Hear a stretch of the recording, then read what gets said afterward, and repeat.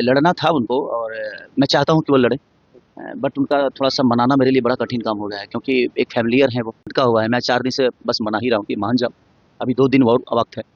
अभी 16-17 है, अगर वो मान जाएँ, तो शायद मैं नामांकन कर लूँगा, अगर नहीं मानी तो सिर्फ़ प्रचार तो आप करूँगा। लोग सुने ही दोस्तों, खेसारी लाल ने क्या बोला कि मैं पत्नी को मना रहा हूँ चुनाव लड़ने के लिए, लेकिन वो मानती हैं कि नहीं ये तो उनके ऊपर है, क्योंकि वो अपने बच्चों की जिम्मेदारी से चुनाव लड़ेंगी या नहीं लड़ेंगी इसके बारे में कुछ कहा नहीं जा सकता। लेकिन मैं चाहता हूँ कि वो चुनाव लड़ें और आकर देश की कुछ सहायता करें और बच्चों का भी ध्यान रखते हुए वो जो चाहे वो करे, उनकी मन की बात है।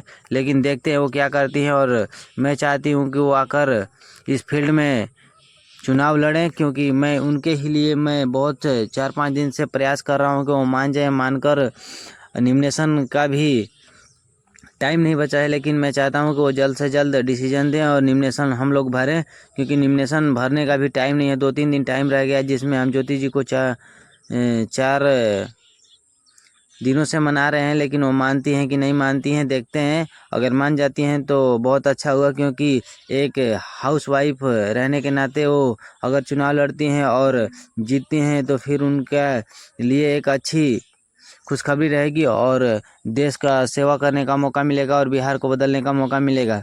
लेकिन वो क्या कहती हैं क्या नहीं, अभी उनका कोई डिसीजन नहीं आया है।